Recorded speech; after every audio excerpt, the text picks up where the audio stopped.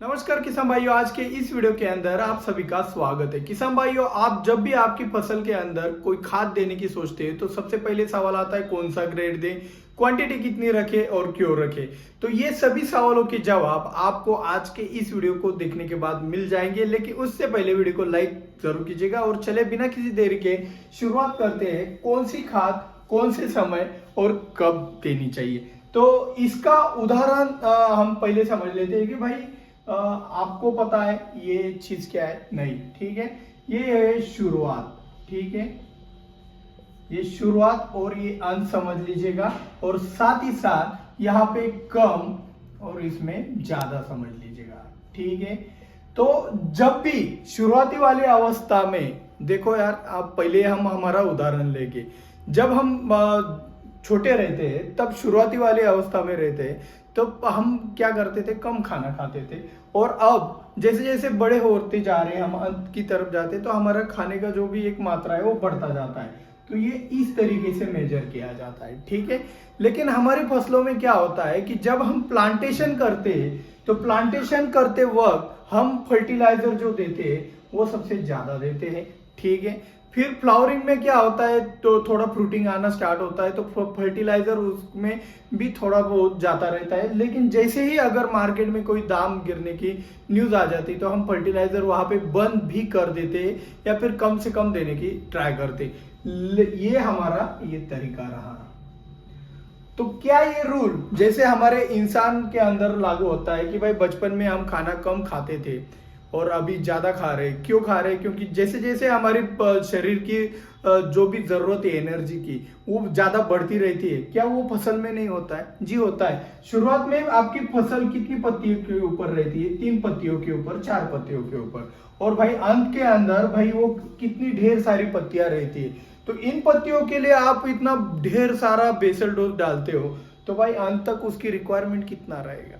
ये जब आप सोच विचार करोगे तो आपको पता चलेगा कि भाई शुरुआत में कौन सी खाद और कितना डालना चाहिए।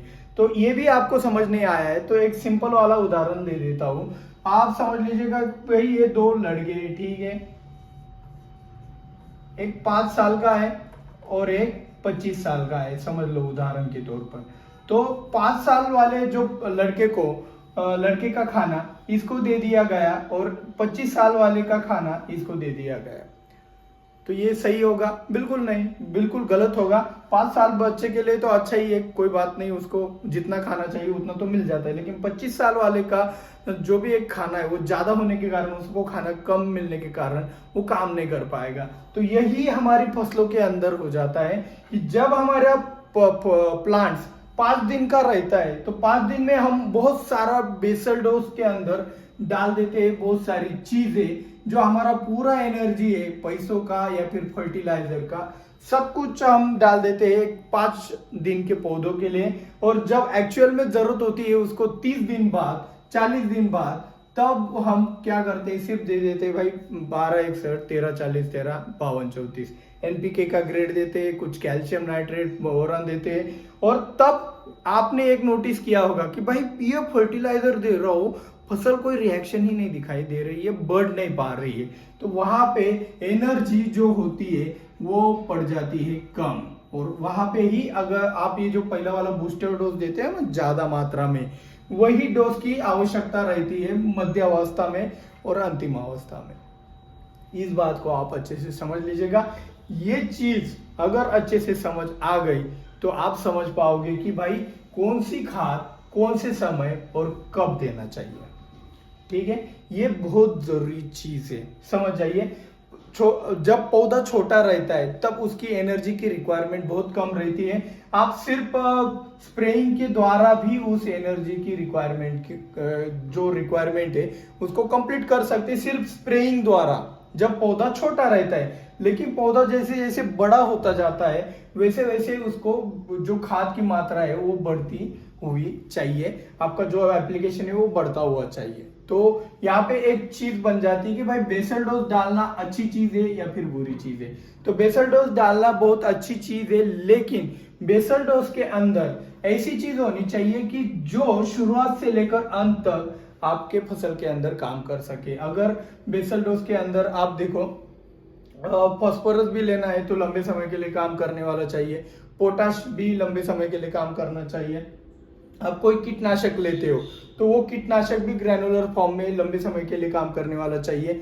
जो भी टॉनिक ले रहे हो वो भी लंबे समय के लिए धीरे धीरे करके काम करने वाला चाहिए। तो जो भी चीज है वो स्लो एक्शन में लंबे समय के लिए काम करने वाली चाहिए आपके बेसल डोज के अंदर। ये चीज आप समझ गए तो आपको पता चल जाएगा कि भाई कौन सी खाद और कौन से समय आपको क्या चीज देना है। मतलब देखो, बेसल डोज आप शुरुआती में देते हो तो उसमें कौन सी खाद इस्तेमाल करना है, ठीक है। अभी जो आपके मन में रहता है कि भाई 18, 46, 12, 32, 16, तो आप ये जो सभी खादें होती है तो इनका एक रिसर्च कीजिएगा, खुद से कीजिएगा अगर हमारे ऊपर विश्वास नहीं है तो डीएपी कितने दिनों तक काम करता है, 10, 12, 32, 16 कितने दिनों तक काम करता है, सिंगल सुपर फॉस्फेट कितने दिनों तक काम करता है, अलग अलग प्रकार की खाद कितने दिनों तक काम करती है। पहला ये डेटा आपके पास होना चाहिए सबसे पहले।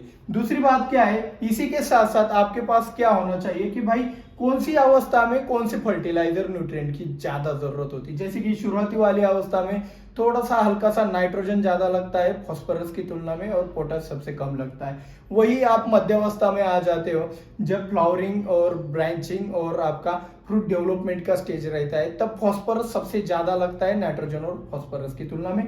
और अंत में आपको पता ही है भाई, नाइट्रोजन और फॉस्फोरस की तुलना में पोटाश ज्यादा लगता है। तो इसी तरीके से न्यूट्रिएंट का भी होता है। बोरॉन आपको पता है फ्लावरिंग स्टेज में अच्छा रहता है। फ्रूट डेवलपमेंट स्टेज में जिंक और फेरस की मात्रा अच्छे से कंट्रोल रखी तो वो भी अच्छा रहता है। शुरुआती वाली अवस्था में नाइट्रोजन और कैल्शियम का मात्रा अच्छा रहता है। तो इस तरीके से आपको कौन सी खाद का चुनाव करना है और कौन से समय और कितना देना है, ये समझने से पहले ये जो उदाहरण है इनको भी अच्छी तरीके से समझ लेना चाहिए।